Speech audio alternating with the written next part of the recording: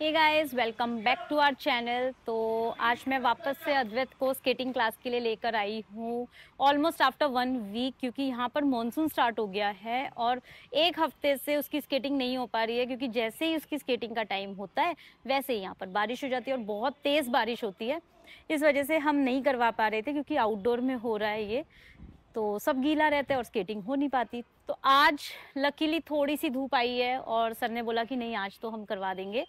तो मैं उसको फटाफट से ले आई और यही टाइम मिलता है जब मैं आपसे डायरेक्ट दिल से कन्वर्सेशन करती हूँ, इस टाइम पर जहाँ पे हम अनफिल्टर्ड व्यूज़ और मैं अपनी जो भी जर्नी चल रही है उसके बारे में आपके साथ शेयर करती हूँ।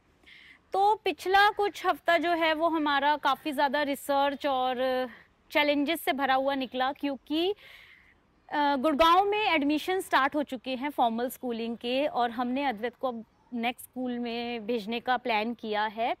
सो वी आर जस्ट थिंकिंग कि किस तरह से चीज़ें करनी हैं, and the biggest challenge that we are facing, and I am sure बहुत सारे पेरेंट्स ये फेस कर रहे होंगे कि अगर आप अपने बच्चे को CBSE बोर्ड में एनरोल करवाना चाहते हैं तो एज पर NEP गाइडलाइंस, जो कि पिछले 2 साल से चल रहा है, but now they are very strict कि एज पर NEP गाइडलाइंस आपका बच्चा एज ऑन 1 अप्रैल 2026 6 ईयर्स का होना चाहिए for that particular academic year, तभी वो बच्चे को फर्स्ट क्लास में एनरोल करेंगे।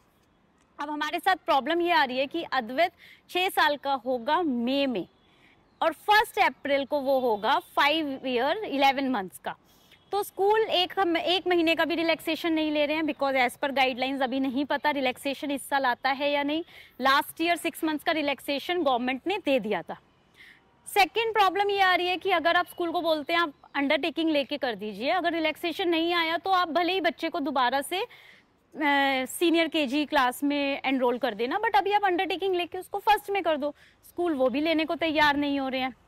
फॉर्म्स निकले हैं, उसमें आप अगर फर्स्ट डालते हैं तो वो आउटराइटली फॉर्म आपका रिजेक्ट हो जाएगा। फॉर्म की टाइमलाइन है अगस्त तक की, या कुछ स्कूल्स में फर्स्ट वीक ऑफ अगस्त होगी, डिपेंड्स कि आप कौन से स्कूल में बच्चे को भेजना चाह रहे हैं। अगर आपने फॉर्म नहीं भरे तो एनीवेज आप अपने बच्चे का एडमिशन नहीं करवा सकते।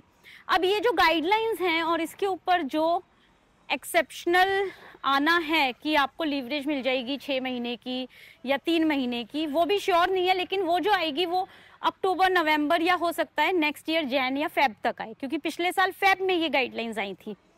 अब मेरा सवाल ये है कि ऐसे में पेरेंट्स क्या करें, क्योंकि अगर मैंने अद्वैत को वापस से सीनियर KG या अपर KG आप बोल सकते हैं उसमें एनरोल करवा दिया, although he is eligible for first senior KG में जो उसको आना चाहिए वो सब उसको आता है, he is perfectly fine for the first class enrolment, but because of this guidelines वो एडमिशन नहीं ले रहे हैं, उसको वापस से सेम क्लास रिपीट करनी पड़ेगी।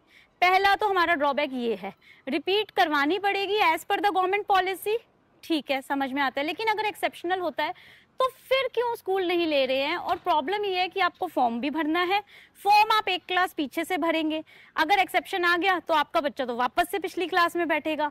आपको एडमिशन फॉर्म भरने के बाद जब स्कूल्स की लिस्ट निकलेगी तो आपको फीस भी विद इन 2 और 4 वर्किंग डेज पूरा उनको देना है, which is non refundable. So fees का अमाउंट भी बहुत ज्यादा है, ऐसा भी नहीं कि आपने थोड़ा अमाउंट दे दिया 50% दे दिया, ऐसा कुछ नहीं है, आपको पूरा एडमिशन फीस देना पड़ेगा, नॉन रिफंडेबल है। तो हम यहाँ फंस गए हैं कि स्कूल लेने को तैयार नहीं है, फॉर्म्स आप भर नहीं सकते हैं, एक्सेप्शन आ गया तो आप फिर फंस जाओगे। तो ऐसे में क्या करें समझ में नहीं आ रहा है, बहुत ज़्यादा कन्फ्यूजन है। आप मुझे कमेंट बॉक्स में बताइएगा कि आप लोग अगर ऐसी सिचुएशन फेस कर रहे हैं तो आप क्या करेंगे। ऐसा नहीं है, कुछ स्कूल्स हैं जो बिना फॉर्म के भी एडमिशन ले लेंगे अगर आता है तो, बट सवाल ये है कि अगर आपको XYZ एक पर्टिकुलर स्कूल में भेजना है तो वो तो लेंगे ही नहीं, क्योंकि उनका तो फॉर्म का टाइम निकल गया, उनकी एडमिशन का टाइम निकल गया, अगस्त में सारे एडमिशन्स क्लोज हो जाएंगे और गाइडलाइंस जो आएंगी वो अक्टूबर नवंबर या प्रोबेबली थोड़ा सा लेट आएंगी for next academic year.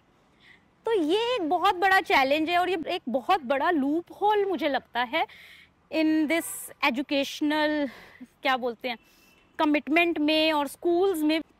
And this is something you know I am not feeling good about it, and I am sure आप में से बहुत सारे पेरेंट्स भी ऐसा फील कर रहे होंगे। तो मुझे प्लीज कमेंट बॉक्स में बताइएगा कि क्या है इसका सॉल्यूशन और हम किस तरह से इसको ओवरकम कर सकते हैं। वी डोंट नो क्या होता है, देखते हैं। और यस, मैंने आप लोगों के लिए एक स्पेसिफिक वीडियो भी शेयर किया है जहां पर पैरामीटर्स मेंशन करे हैं कि किन किन चीज़ों का ध्यान रखना ज़रूरी है अगर आप अपने बच्चे को एक फॉर्मल स्कूल में करवाना चाहते हैं। तो उनमें से आप जो भी पैरामीटर्स आपके फिट होते हैं, जो आप बिल्कुल कॉम्प्रोमाइज़ नहीं करना चाहते, उनको देख के अपने बच्चे के स्कूल का सिलेक्शन करिएगा गाइस, बिकॉज स्कूलिंग ना बहुत इंपॉर्टेंट रोल प्ले करता है आपके बच्चे की ओवरऑल पर्सनैलिटी डेवलपमेंट पे। और बच्चा स्कूल जाता है एट द एज ऑफ 4 और 5 और वहाँ से निकलता है when they are into their teens. 16, 17, 18 साल की उम्र में बच्चे स्कूल से बाहर आते हैं। तो आप देखिए ये जर्नी जो है ना, ये कोई 2 या 3 साल की नहीं है, it's almost more than 10 to 12 year journey in a school. तो इसलिए बहुत ज़रूरी है कि आप जो भी स्कूल का सिलेक्शन करें वो सही करें। बार बार स्कूल चेंज करना भी फिजिबल नहीं होता, फाइनेंशियली भी फिजिबल नहीं है। और अगर आपकी जॉब है जिसमें आपको सिटी चेंज करनी पड़ती है, then it's a different scenario. But most of the cases में पेरेंट्स प्रेफर करते हैं कि जो एक फॉर्मल स्कूल रखा है उसी में हम बच्चे को आगे फर्दर 10-12 साल तक वहीं पर पढ़ाएं। तो वो स्कूल का सिलेक्शन अच्छा होना बहुत ज़्यादा ज़रूरी है। सो बस उसी से रिलेटेड मैंने वो वीडियो शेयर किया है, आप देखिएगा, उसका लिंक डिस्क्रिप्शन बॉक्स में है और आप यहाँ पे भी क्लिक कर सकते हैं, यहाँ आपको मिलेगा।